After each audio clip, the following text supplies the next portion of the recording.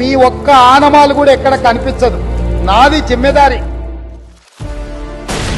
అలలు భూమిని కబలించడానికి అంగలు వేస్తున్నాయి. సాయంత్రపు సూర్యుడు అస్తమించడానికి సమాయత్తమవుతున్నాడు.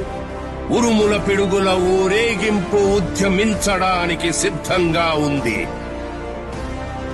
అతని రాక పట్ల విధి కూడా కంపించింది.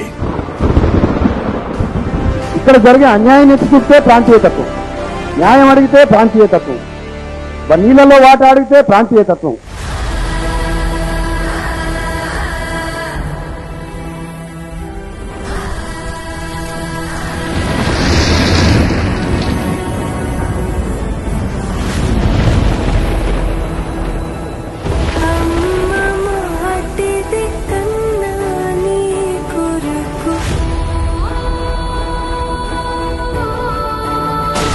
టైంలో కూడా కేసీఆర్ మాకు ఇచ్చింది. పంపించిన బియ్యం, రేషన్, గుడ్లు, తరకారీ అన్ని కూడా మాకు కేసీఆర్ పంపించాడు.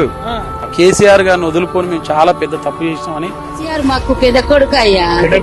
దిక్కులేని వాళ్లకు ఆయన కొడుకు.